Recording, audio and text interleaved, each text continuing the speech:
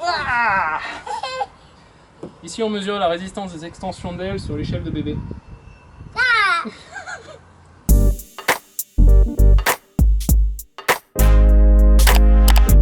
Bonjour à tous et bienvenue sur Bacalou.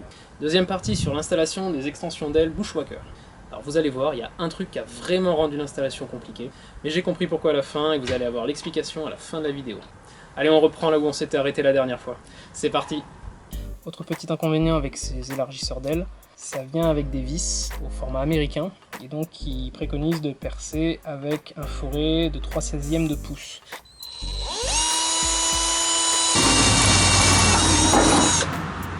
Je vais même pas me faire prendre.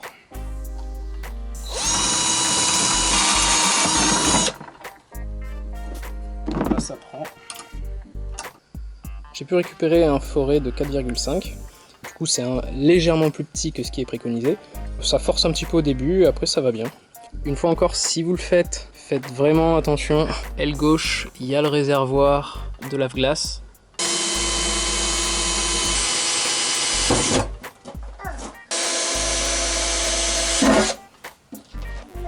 Non, pourquoi non?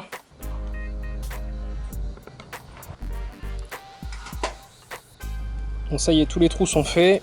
Avant de monter les nouveaux élargisseurs d'aile, il nous faut déplacer la position pour les clignotants. Les clignotants vont maintenant être recouverts par les nouveaux élargisseurs d'aile. Du coup, il va falloir les réimplanter quelque part. Je pense que je vais les mettre juste au-dessus.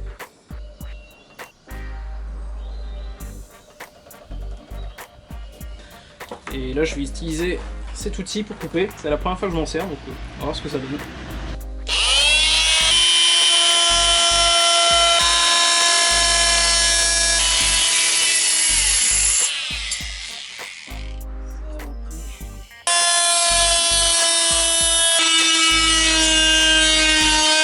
J'ai l'impression que ça coupe que dalle.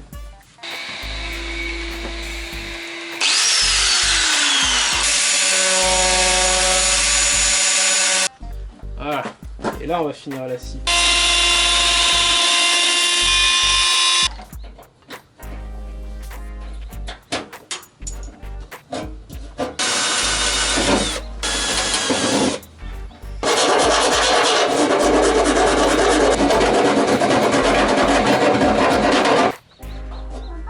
Oui bébé. Oui bébé. Bon, je suis pas 100% fier du rendu, mais l'essentiel c'est que ça marche. Donc maintenant, on va tester. Eh, c'est pas mal, c'est pas mal.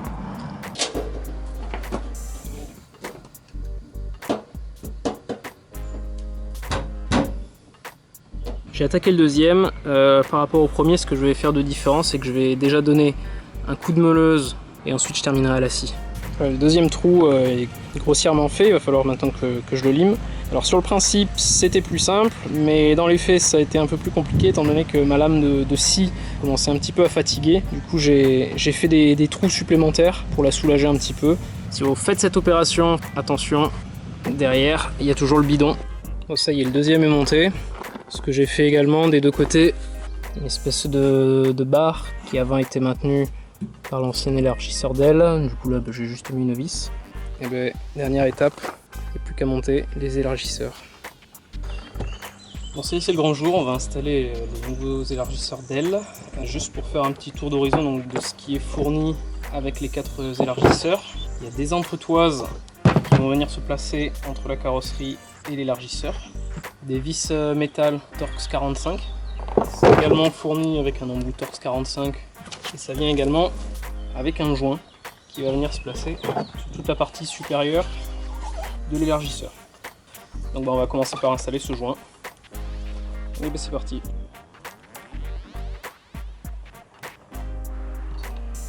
C'est pas super facile à tenir en place.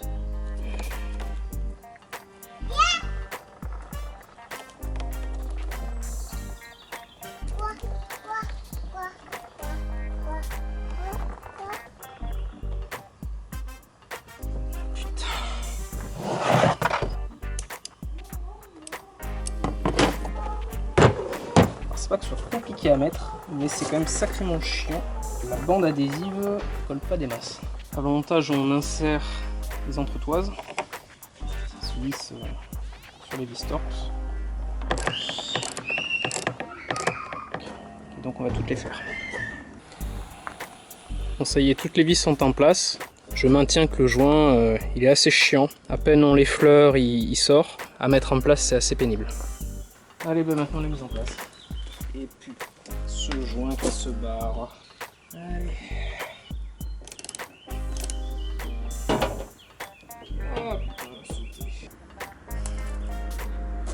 Je pense que comme j'ai percé légèrement plus petit que ce qui était prévu, les vis ont du mal à prendre. J'arrive pas à les faire rentrer, entre maintenir d'une main le bordel et visser de l'autre, c'est compliqué. Je perce à 5, ça me saoule.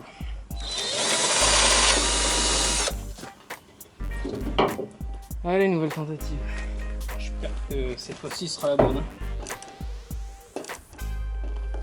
Tant mieux.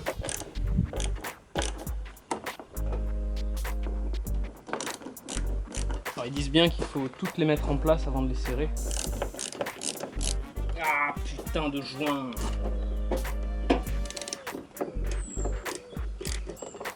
Et merde, il s'est barré. Oh, il s'est barré là aussi. Oh non, mais c'est pas possible.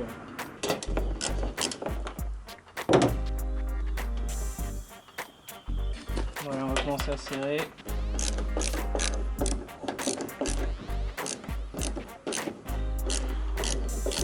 Ouh, santé. Bon voilà, le premier est monté. Ça a vraiment de la gueule. Avec les vis inox apparentes, là ça donne vraiment un look beaucoup plus sportif. Et les pneus qui avant paraissaient gros, ils paraissent presque petits maintenant. Alors on voit que par endroits, le plastique est pas bien positionné. Normalement, dans le kit, il y a un espèce de petit crochet en plastique pour venir le passer entre la carrosserie et le joint pour le remettre droit. Moi, ça n'était pas présent. J'ai réussi à le mettre droit avec ce truc là, c'est pour nettoyer les interstices entre les dents. J'en ai dit du mal au montage, mais au final, une fois monté, il est vraiment joli. Il épouse parfaitement les contours. Et là, une fois serré, il bouge plus. Et dernier point pour ceux qui se poseraient la question, en termes de solidité, c'est incroyable. Enfin, ça bouge pas d'un pet. Voilà, si j'appuie dessus, c'est toute la caisse qui bouge, c'est pas l'élargisseur. Donc franchement, il y a une sensation de solidité qui est assez impressionnante. Allez, bon, on va faire celui à l'arrière.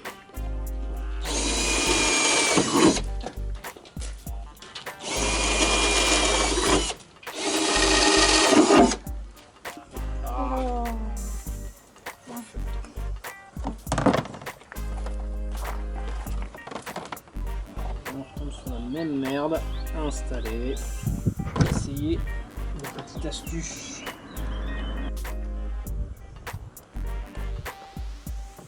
Ah putain, il s'est barré là-bas. Non mais c'est pas possible. En fait, faudrait essayer de rejoindre tout du long. Bon, vous savez quoi, je le mettrai en place au fur et à mesure parce que là, ça va me casser les... Alors, ces petites merdes noires aussi, ça vient pas juste glisser dedans, on vient les visser. Donc là aussi, c'est une fois encore assez long, chiant, je me ruine les doigts pour les tenir. Chercher une pince. Bon ça y est, les vis sont mises en place. J'ai toujours ce même fichu problème avec le joint. J'ai réussi à mettre le joint de manière pas trop dégueu. On va vite essayer de le monter avant qu'il se barre. Et c'est déjà le cas. Et on va falloir y aller.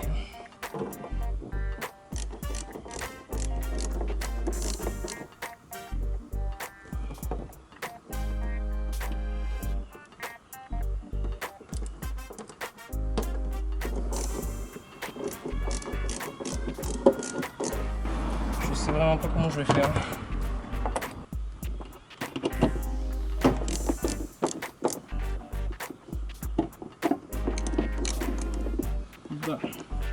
Alors là on est bon. Allez, bel au maintenant.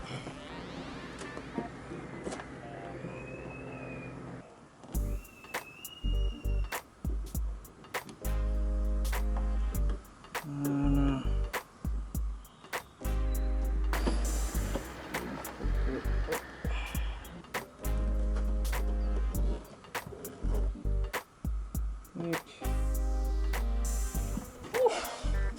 Ouais, ça prend forme.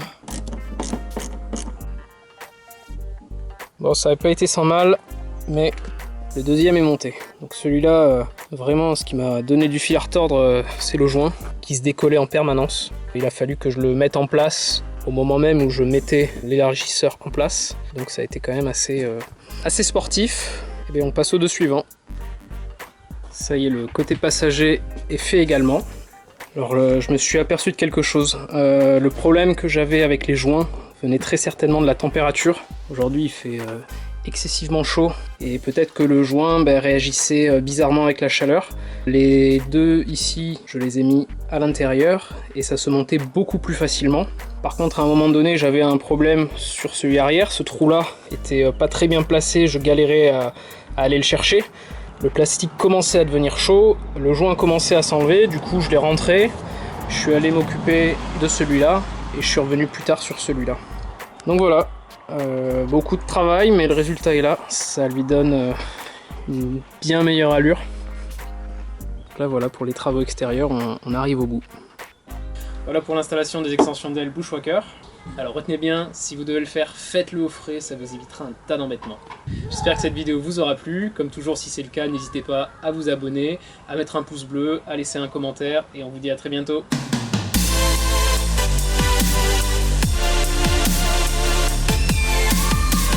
Bon et bien ça y est, on a fait les grosses transformations qu'on voulait faire sur le Jeep.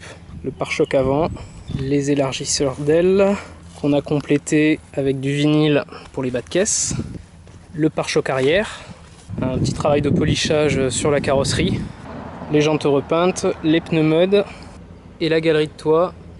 Et voilà. Demain, premier essai en tout terrain.